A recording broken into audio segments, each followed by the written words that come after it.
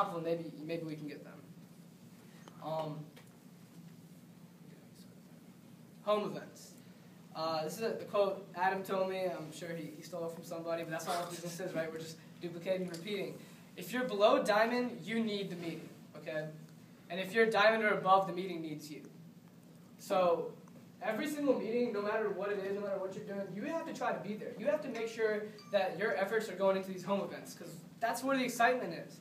I'm not going to be able to drive to all of your houses with my car, or Luce gets his car, or, you know, Mr. David Graham coming all the way from Charlotte. He's not going to be able to come and drive and park their car out in front of where you are, you know. But when you come to home events, and there's like 60 people packed into a room, and there's a freaking 2013 Mercedes outside that a 22-year-old's driving with Vemma on the side, that's going to get people pretty pumped up. Home events are where it's at. Y'all need to start understanding that we can't have home events with 130 people on this team at this school and just 10 people come to home events.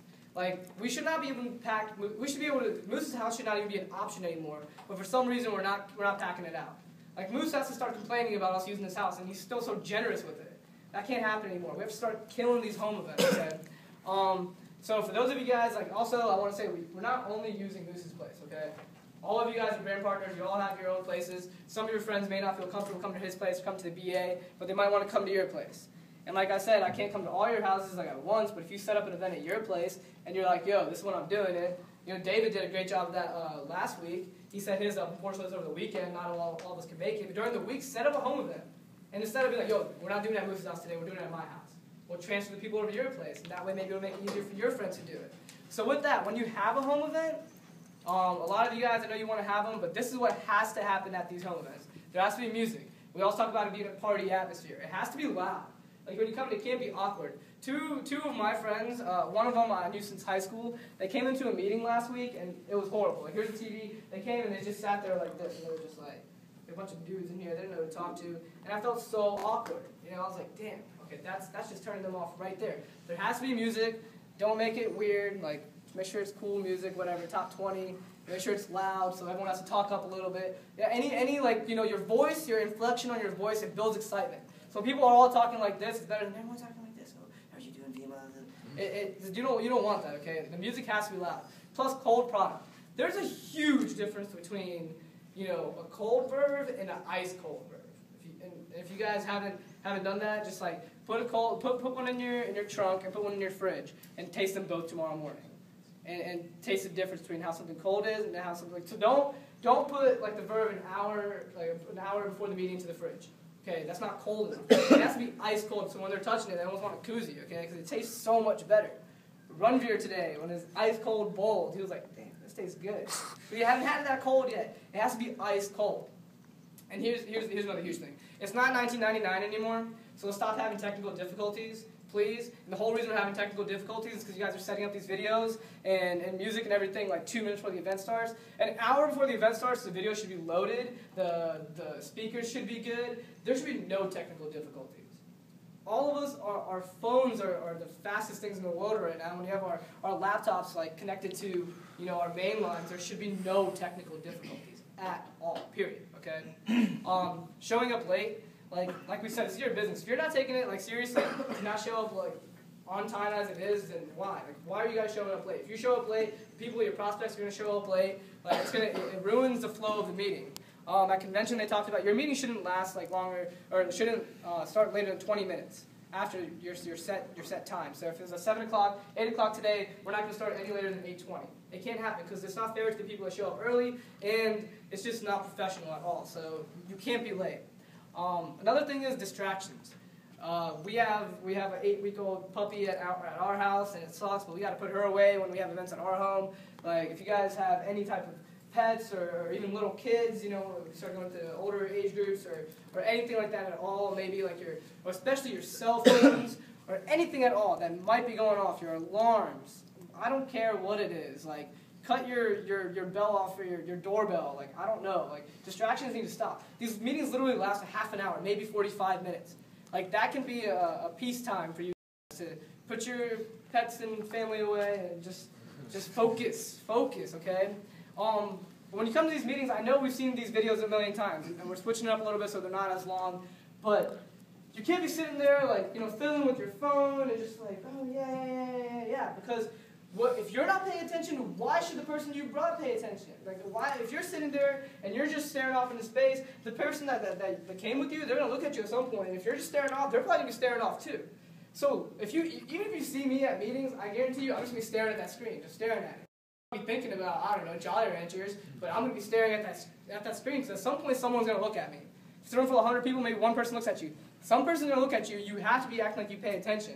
Even if you've seen it a million times. I can literally rehearse Alex Morton's entire speech like verbatim now, and it's fine because that's what you guys have to do. Stop coming to meetings and playing with your phones. Put those things on silent right off the bat, and don't get up. I don't care if unless someone's coming into the meeting, then go ahead and answer your phone. But if your mom or dad's calling, go ahead. They can wait another 30 minutes.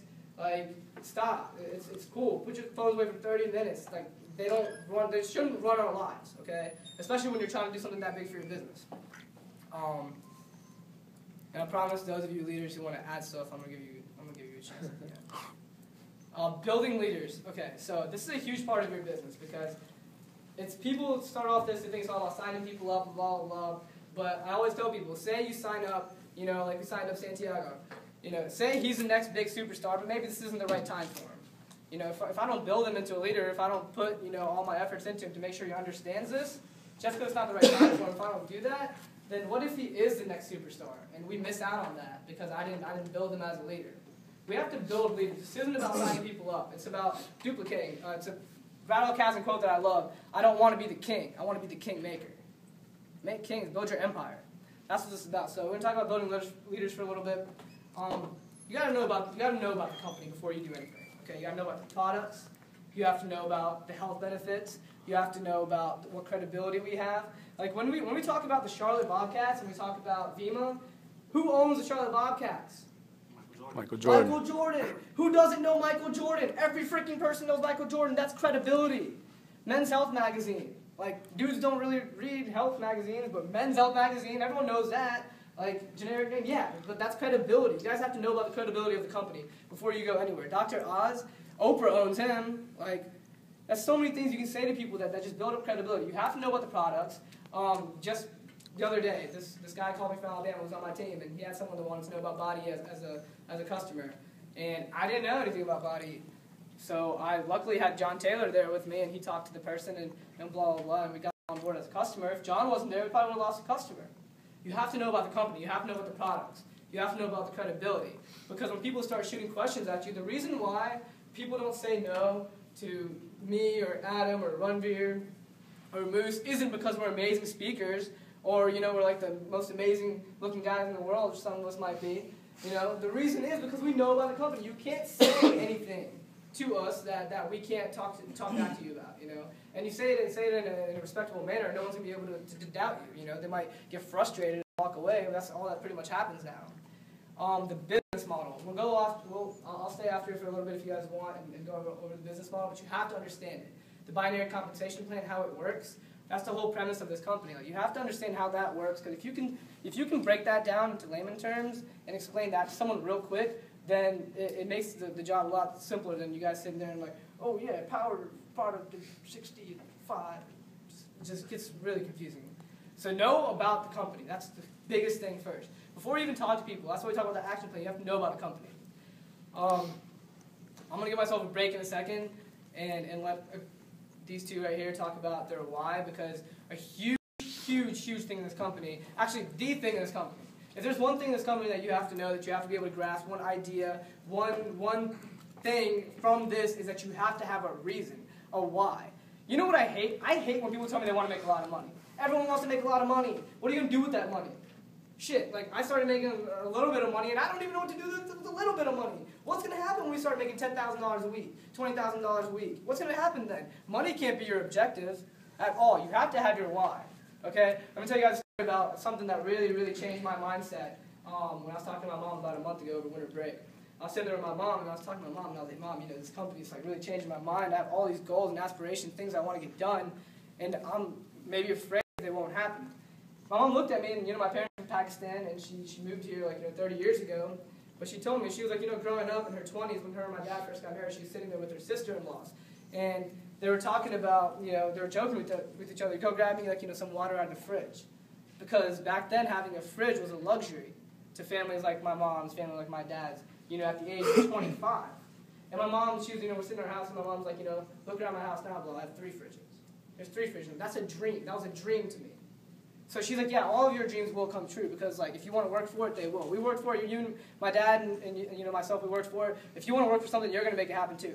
That really struck home for me. Look at our opportunities. We have such a strong basis to change everything, for our friends and our family. My mom still, to this day, we have 3 fridges. She still drives a 1994 Camry. Like I said at convention, the 2 windows don't go on the front. She can't get on the highway. Last time I went, a hubcap was off in the front wheel. I want to change that for my family. You have to have a why. You have to have a reason why you're doing this. If you don't, then you're not going to be successful. Period. You have to have your why. So I'm going to give Adam and Ranveer, a couple minutes apiece to talk.